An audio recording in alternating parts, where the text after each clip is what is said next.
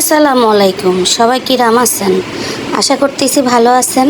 তো আজকে আপনাদের মধ্যে রান্না করব আমি মিষ্টি কুমড়ো। তো মিষ্টি কুমড়োর জন্য আগে মাছগুলো ভেজে নেব, খুব সুন্দর করে ভেজে নেব। জানি না আপনারা খাইছেন কিনা মিষ্টি কুমড়োর তরকারি এরকম করে, ফাইন লাগে কিন্তু খাতে। আপনারা একবার ট্রাই করে দেখবেন, কত যে মজা লাগে এটা খাতে, না দেখলে বুঝতেই পারবেন না। মাছগুলো ভাজি ভালো মতো আমি উল্টায় পাল্টায় নেব, হালকা ভাজা দেব। টাটকা মাছ কেটেছিলাম, তো সেই ভাজার তেল দিয়ে কড়াইয়ের মধ্যে দিয়ে পেঁয়াজটার একটু ভেজে নেব, হালকা একটু লাল করে ভাজবো। ভেজে তারপরে তার মধ্যে একটু রসুন বাটা দিয়ে দেব, হালকা পরিমাণে একটু রসুন বাটা দেব। দিয়ে রসুন বাটাটারে ঘুটে মুটে সুন্দর করে ভেজে ভেজে ভেজে ভেজে নেব। আপনারা কিন্তু এটা ট্রাই করবেন, যে মিষ্টি কুমড়া তো ভাজা খান, তারপরে আপনার চিংড়ি মাছ দিয়ে খান। তার মধ্যে আমি এরবার একটু পানি অ্যাড করে দিলাম, করে দেওয়ার পরে এরবার দিয়ে দেবো একটুখানি মরিচের গুঁড়া, একটু বেশি পরিমাণে দেব, কারণ আমরা ঝাল খাই, ঝাল ছাড়া আমাকে ভালোই লাগে না। তারপরে একটু দিয়ে দেব হলুদের গুঁড়ো দিয়ে তারপরে সুন্দর করে নাড়বো।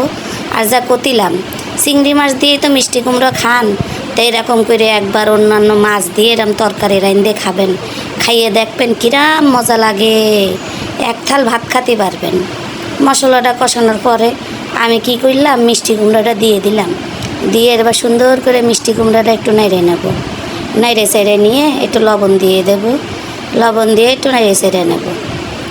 নেড়ে চেড়া করার পরে একটু কষায় নেব, ভালো মতো সুন্দর করে কষাবো। তাই আজকে আপনাকে দুটো রেসিপি দেখাবো। দুটো রেসিপির মধ্যে আছে একটা মিষ্টি কুমড়ো। তা কষানোর শেষের বার আমি একটু পানি দিয়ে দেব, পানি দিয়ে আবার একটুখানি নাড়বো সারবো, নাইড়ে সাইড়ে তারপরে মনে করেন সেটারে সুন্দর করে ঢাকনা দিয়ে ঢেকে তারপরে এটারে জাল দেব। তা যা কতিলাম, একটা করব মিষ্টি কুমড়ো আর একটা করব পটল ভাজি। তা পটল ভাজির মধ্যে আমি দিয়ে দেব কাঁঠালের বিচি আর আলু। তা দেখেন তরকারিগুলো উতল হয়ে গেছে, সুন্দর করে আদা সিদ্ধ হয়ে গেলে আমি মাছগুলো দিয়ে দিলাম। সুন্দর করে মাছগুলো আমি সাজায় সাজায় দিয়ে তারপরে এটার মধ্যে একটু জিরা আর ধনিয়ার গুঁড়ো আমি দিয়ে দেব। এটা কিন্তু বাটা না, আমি টাইলে হাম্বুল দিস্তার মধ্যে পুতো দিয়ে ছেঁচে নিচ্ছি। এর মধ্যে আবার কটা কাঁচামরিচ দেব, কাঁচামরিচ দিয়ে ঢেকে আবার একটু রান্না করব। পারলে লাস্টে নামানোর আগে আবার আপনারা একটু জিরের গুঁড়ো দিয়ে নামায় নেবেন। তো আমি আরেকটা কড়াইয়ের মধ্যে তেল দিয়ে দিয়েছি, কাঁচামরিচ আর পেঁয়াজ দিয়ে দিয়েছি। দিয়ে দেওয়ার পরে সেটারে আমি একটুখানি অল্প নাড়াচাড়া করব, করে তার মধ্যে এখন পটল, কাঁঠালের বিচি আর আলু।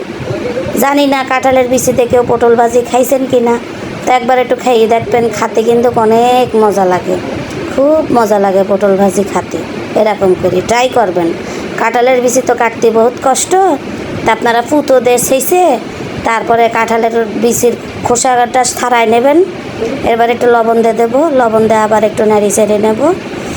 আর হলুদ দিতে পারেন, আমি তো আবার ভাজিতে হলুদ খাই না, তা হালকা পরিমাণে একটু হলুদ আপনারা দিয়ে নিতে পারেন। হলুদ আপনাদের অনুযায়ী আপনারা দিয়ে নেবেন।